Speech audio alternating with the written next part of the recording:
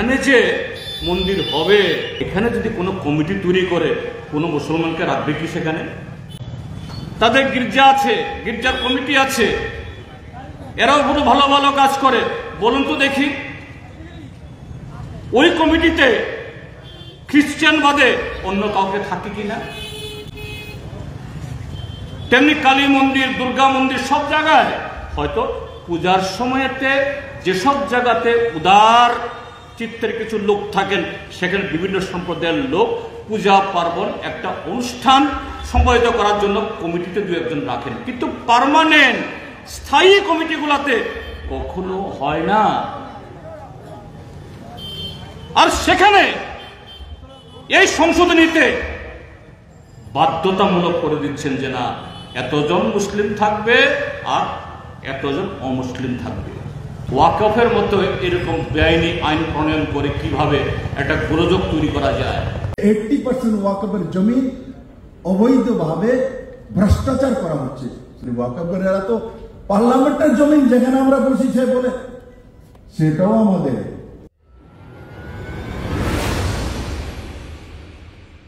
দক্ষিণ ভারত থেকে টাকা আসলেও, মার্বেল পাথর আসলেও, মেস্তুরে এসে খরচ করলো, এখানে যে মন্দির হবে, এই মন্দিরকে কেন্দ্র করে যদি তারা শিক্ষা প্রতিষ্ঠান বা হাসপাতাল করে, বলুন তো দেখি, এখানে যদি কোনো কমিটি তৈরি করে কোনো মুসলমানকে রাখবে কি সেখানে?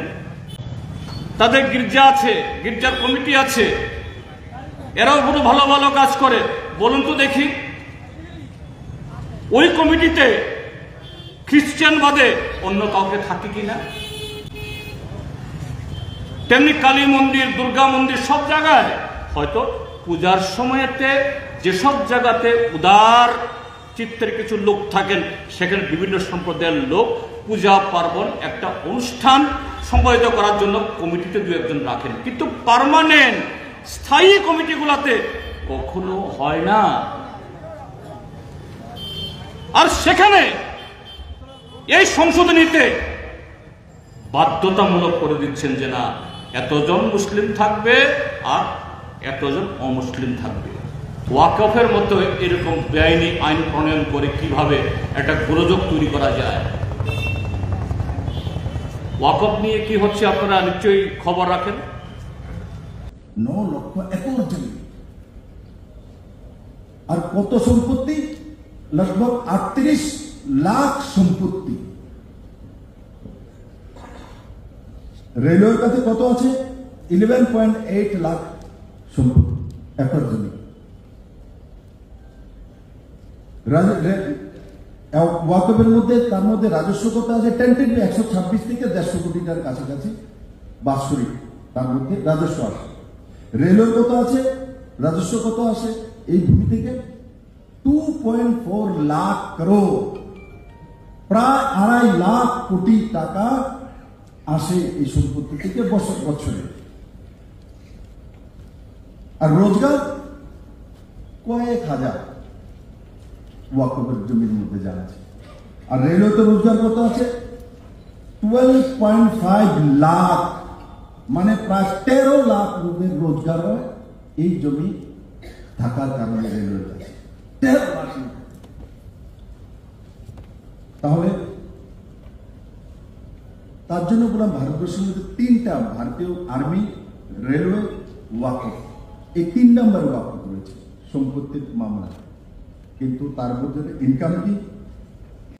আজকে যদি দেখতাম যে রেলওয়েতে এত লোকের ইনকাম হচ্ছে, এত লোক রোজগার করছে, আর এর চাইতে বরাবর হচ্ছে বা তার আশপাশে অর্ধেক হচ্ছে, তাহলে মেনে নিতাম ওয়াকফের জমির মধ্যে ভালো কাজ হচ্ছে আর তা দিয়ে গরিব মুসলমানদের ন্যায় হচ্ছে। তারপরে ভেদভাব, গরিব মুসলিমদের যারা যে সমাজ থেকে আসে, এদের প্রতিনিধিত্ব নেই ওয়াকফ বোর্ডের মধ্যে, প্রতিনিধিত্ব নেই।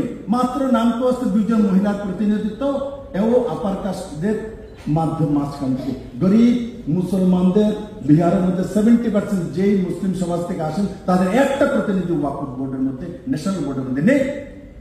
এখন আমরা বাধ্যতামূলক করেছি যেখানেই কমিটি হবে তার মধ্যে মিনিমাম 3 জন মহিলা থাকতেই হবে। সর্বোপরি ওয়াকফের সম্পত্তি যেটাই বলবে, যেখানে বলবে এটা আমাদের সম্পত্তি, তো আপনি কোর্টে পর্যন্ত যেতে পারবেন না। আর সবচেয়ে খতরনাক অ্যামেন্ডমেন্ট করেছে 2013-তে শুধু সম্পত্তি নেওয়ার জন্য। আর ওয়াকফের এরা তো পার্লামেন্টের জমিন যেখানে আমরা বসেছি বলে সেটাও আমাদের। এখন অবধি সুপ্রিম কোর্টে 73টি মামলা হয়েছে। আমাদের দেশের বিভিন্ন হাইকোর্টগুলোতে, আরো নিম্ন আদালতগুলোতে আরো অসংখ্য মামলা হয়েছে। মাননীয় সুপ্রিম কোর্ট সমস্ত মামলাগুলোকে একত্রিত করে গত 16 তারিখ থেকে শুনানি শুরু করেছেন। চূড়ান্ত রায় কোর্টই দেবে, কিন্তু কোনো একটা মামলা হলে এগুলো নিয়ে যে চর্চা হয় অর্থাৎ শুনানি হয়, তা থেকে বোঝা যায়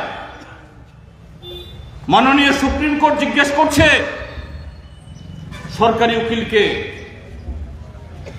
ওয়াকফ সম্পত্তি তো সরকারের দেওয়া বন্দোবস্ত জায়গা না। ওয়াকফ সম্পত্তি কি? ধর্মপ্রাণ মুসলমান সম্প্রদায়ের মানুষ তারা মৌখিকভাবে হোক বা কাগজপত্র করে ধর্মীয় কাজের জন্য, সামাজিক কাজের জন্য দান করে যান। কেউ জমি দান করেন, কেউ অর্থ দান করেন, কেউ সোনা রূপা দান করেন, কেউ নানাভাবে দেন। এগুলোই ওয়াকফ সম্পত্তি হিসাবে চিহ্নিত হয়। এখন সেই সম্পত্তিগুলো কিভাবে নিয়ন্ত্রিত হবে? আমাদের দেশে 1955-56 সালে ওয়াকফ আইন তৈরি হয়েছে এবং অন্তর্বর্তী সময়েতে আরো নানাভাবে মুসলিম সম্প্রদায়ের মানুষ তাদের এই অংশগ্রহণের মধ্য দিয়ে তার সংশোধিত হয়েছে এই সম্পদ কিভাবে কাজে লাগবে। মোদী সরকারের হঠাৎ সেখানে চোখ গেল, নজর গেল। কি বলছে? ওয়াকফের সম্পত্তি এটা যাতে মুসলিম সমাজের মানুষ, মুসলিম সমুদায় আরো ভালোভাবে যাতে এটা ভোগ করতে পারেন, তার জন্য এই আইনের সংশোধন করতে হবে। ভালো কথা। তাহলে আপনি মুসলিম সম্প্রদায়কে দায়িত্ব দিন। তাদের যারা মাতব্বর, হুজুর, সাব্যস্তের লোক, তাদের মধ্যে অসংখ্য শিক্ষিত, উচ্চশিক্ষিত মানুষ আছেন, তাদের কমিটি করে দিন। তাদের কাছ থেকে পরামর্শ নিয়ে সরকারও কিভাবে সহযোগিতা করে তারপর আইন তৈরি করুন। যে না, সেখানে তাদের কোনো কথা শোনা হবে না, তারা কথা বললেও, দরখাস্ত করলেও এটা গ্রাহ্য করা হবে না। যেহেতু সংসদে বিজেপি সংখ্যাগরিষ্ঠ সাংসদরা ভোট দিলে পাশ হবে, আইন পাশ করে দিল সমস্ত উজাড় আপত্তিকে ঠেলে দিয়ে। বিরোধীদের সমস্ত চেষ্টা এটাকে নস্যাৎ করে দিয়ে রাত 12টা, 1টা, 2টা অব্দি আলোচনা করার পরও না তারা থমবে না। বিস্তারিত বলার সুযোগ এখানে নেই বা বিস্তারিত বলার ক্ষমতাও আমার নেই, কিন্তু সুপ্রিম কোর্টের নজরদারিতে এই গত কদিনে কি বেরিয়েছে বলুন তো? যে কৈলাসহর নাকি দক্ষিণ ভারতের কোন একটা সংস্থা একটা বালাজি মন্দির করছে এখানে কোন একটা জায়গাতে, হ্যাঁ, বিলাসপুরে। তো বিলাসপুরে দক্ষিণ ভারত থেকে টাকা আসলেও, মার্বেল পাথর আসলেও, মেস্তুরে এসে খরচ করলো, এখানে যে মন্দির হবে, এই মন্দিরকে কেন্দ্র করে যদি তারা শিক্ষা প্রতিষ্ঠান বা হাসপাতাল করে, বলুন তো দেখি, এখানে যদি কোনো কমিটি তৈরি করে কোনো মুসলমানকে রাখবে কি সেখানে? নিশ্চয়ই না। এখানে দার্লংপাড়া তারা সবাই খ্রিস্টান, তাদের গির্জা আছে, গির্জার কমিটি আছে, এরাও কোনো ভালো ভালো কাজ করে। বলুন তো দেখি, ওই কমিটিতে খ্রিস্টান বাদে অন্য কাউকে থাকে কিনা? তেমনি কালী মন্দির, দুর্গা মন্দির, সব জায়গায় হয়তো পূজার সময়তে যেসব জায়গাতে উদার চিত্তের কিছু লোক থাকেন, সেখানে বিভিন্ন সম্প্রদায়ের লোক পূজা পার্বণ একটা অনুষ্ঠান সম্পাদিত করার জন্য কমিটিতে দু একজন রাখেন, কিন্তু পার্মানেন্ট স্থায়ী কমিটিগুলোতে কখনো হয় না। আর সেখানে এই সংশোধনীতে বাধ্যতামূলক করে দিচ্ছেন যে না, এতজন মুসলিম থাকবে আর এতজন অমুসলিম থাকবে।